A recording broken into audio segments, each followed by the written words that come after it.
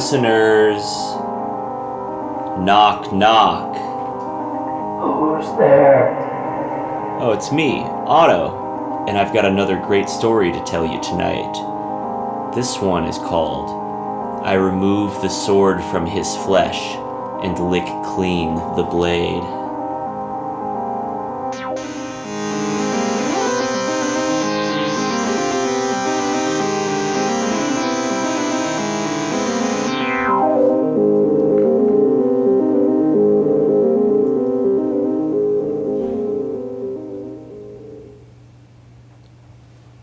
The importance of my drunkenness in this scenario is not to be understated.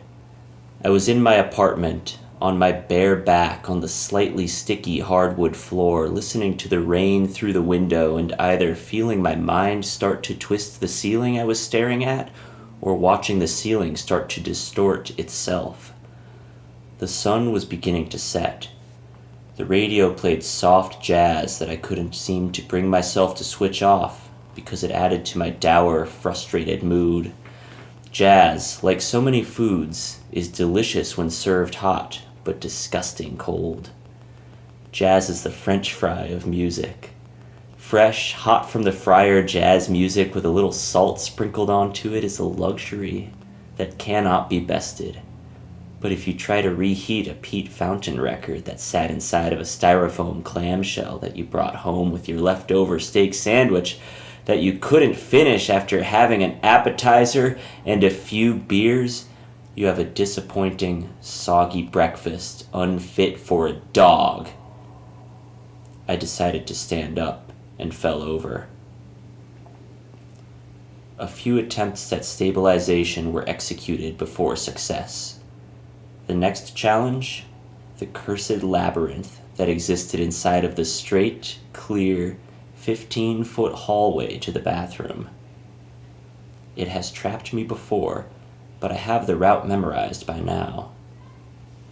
I made my way through the unsurprisingly complicated maze of the hallway to the pee hole like a blind mouse crossing an old tomcat's path, carefree, obliviously whistling, and almost swallowed up whole.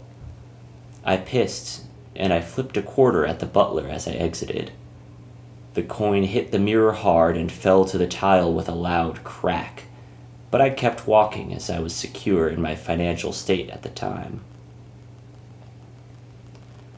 The front door of the apartment called my name from across the room, its voice almost seeming to probe into my ear with a feathery tongue, and I made eye contact with it. It goaded me, tantalized me. And before I knew it, I was tugging on my boots. I opened the door into my head, tried to rub my skull and missed, then stepped out the door. I immediately went back for a shirt, put it on the correct way the first time, then I was gone. The streets were hazy, and not only for my mind full of brandy.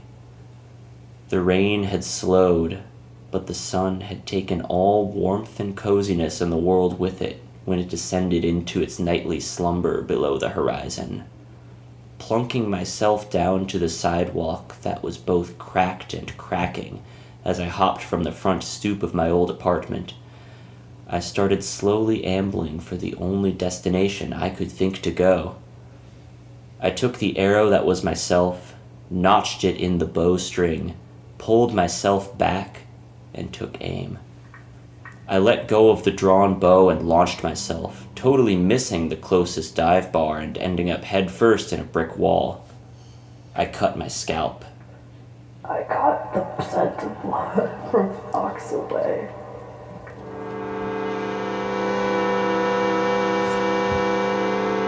Something was wrong. Something was wrong. I became deeply unsettled, as though the world suddenly shifted. I smelled a nasty bitterness, and my eyesight blurred. I abandoned all hope. I slumped in an alley, despair and fatigue racking me. What happened to me? I could practically feel a pressure inside my skull, beating against the walls of my cranium, oppressing my thoughts. I lit a cigarette, inhaled, and forgot that my thumb was still holding down the red button on the disposable lighter.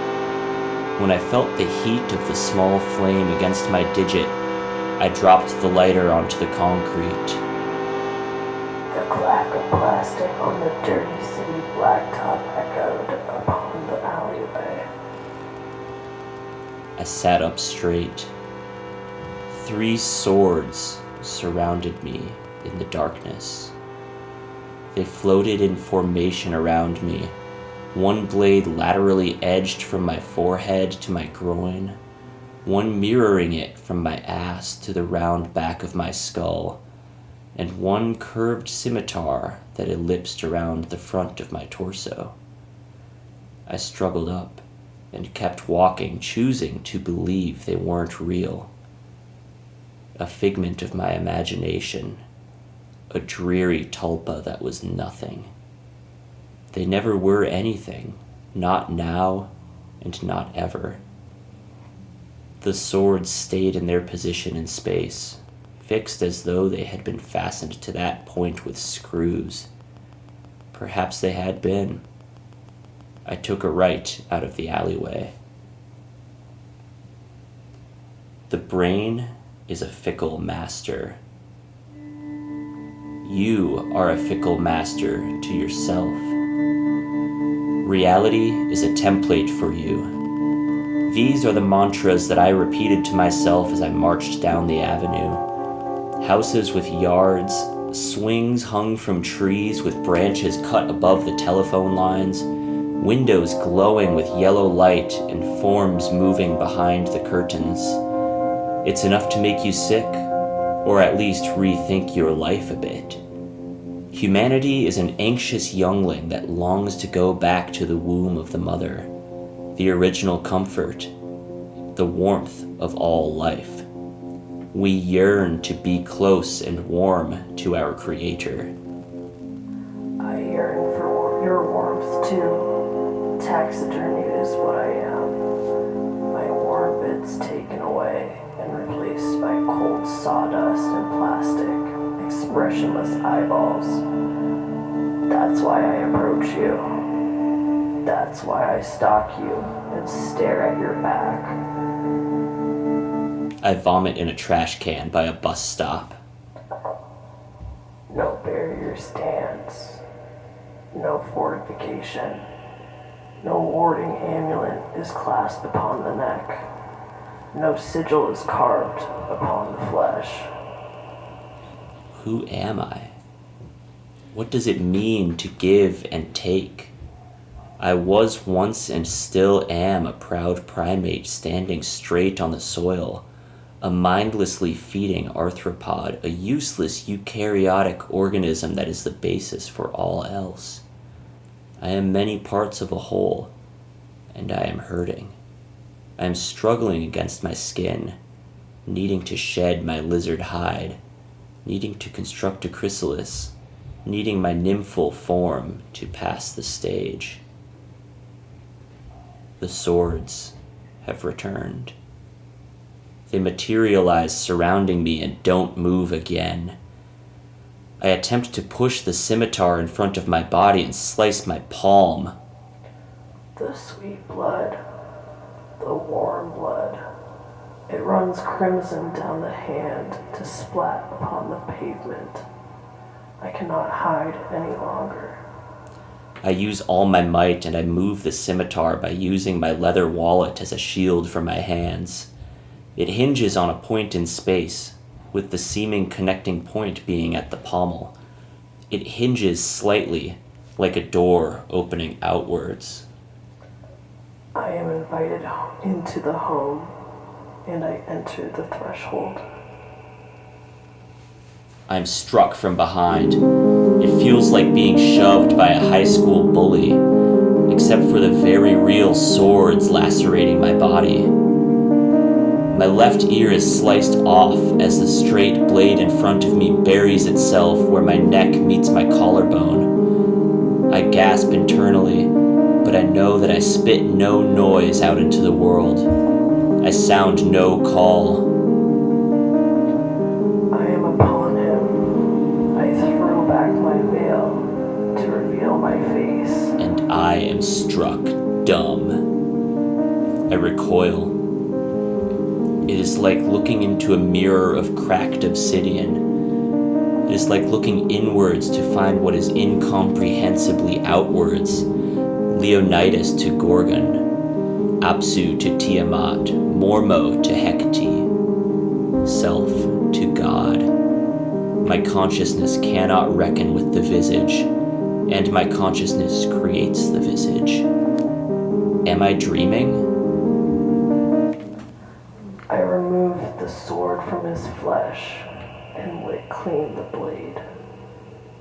It removes the sword from my flesh and licks clean the blade. Blood spews from the gash and falls in a vertical river down to the greasy ground. I am on my knees. I am bowed before my own possessed mind. Poisonous teeth nip at my neurons, and the voice continues whispering at me while I curl into the fetal position under a bush on the side of the avenue. It's as close to original comfort as I can find on this block.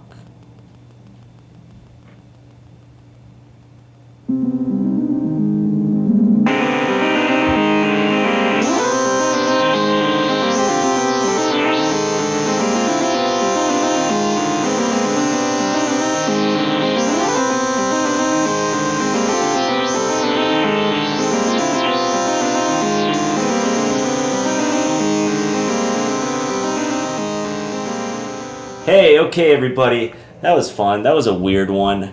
I wrote that story while drunk a few days ago, falling asleep on the couch, and I hope that nobody thinks that weird stuff with the tulpas and not understanding your own mind is how should I put this? That's not indicative of my mental state these days. I'm very happy. It's just that my writing isn't. That one was loosely inspired by the writing style of Grant Morrison. He's a fantastic comic book writer, and he's a very talented chaos magician that I admire very much. Great soul. He's got a very unique style about him. It's very incongruous, and that's what I was trying to capture with this piece. I had fun doing it. It's, short and sweet, having fun about magic and reality, the whole 9 yards. Thanks to Kathryn Hall for being the voice of the ambiguous force that controlled the swords. Do you want to say anything? Hey, it's Kathryn Hall. Nice. Okay, thanks for tuning in to Odd Tales with Otto. Good night.